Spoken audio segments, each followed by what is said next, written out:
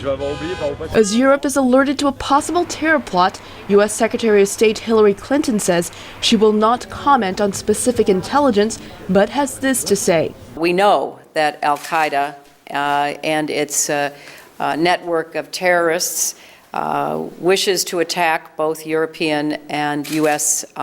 targets. U.S. terrorism experts say Al-Qaeda and many other Islamic militant groups have found a safe haven in North Waziristan, a mountainous region in northwest Pakistan bordering Afghanistan. The majority of these plots are planned in the Pakistani border area where Al-Qaeda has taken up refuge. Jeff Dressler of the Institute for the Study of War in Washington recently visited Afghanistan to assist General David Petraeus, the top U.S. commander there. He says it is unclear whether there is a link between the terror plot in Europe and the recent U.S. drone attacks in Pakistan. But he says counterterrorism efforts have focused on an insurgent group called the Haqqani Network.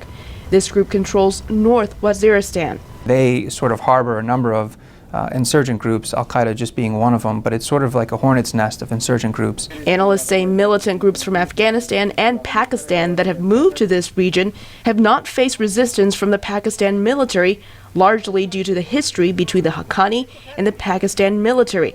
Counterterrorism expert Brian Fishman of the New America Foundation. The Haqqani network in particular has long been supported by the Pakistani government, in part because Pakistan sees groups like the Haqqanis and groups like the Afghan Taliban as strategic depth against India. Analysts say it is not characteristic of the Haqqani network to plot against the West. Fishman is focusing on another militant group. There's a likelihood in my mind that there are links between this plot in the West and the IMU, the Islamic movement of Uzbekistan. A group that is also now in North Waziristan. Fishman expects extremists to plan more attacks in the future, similar to the 2008 Mumbai attacks. One, it's easier to get guns than it is to build a bomb a lot of the time, and it allows for terrorists to extend an attack for a longer time period. Fishman says that will generate more media coverage and elevate the profile of the terrorist group.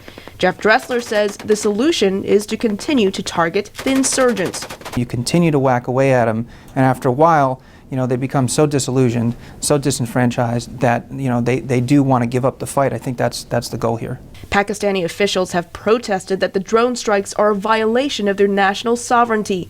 The United States has never officially acknowledged that its drones fly over Pakistan to launch strikes against militants. Elizabeth Lee, VOA News.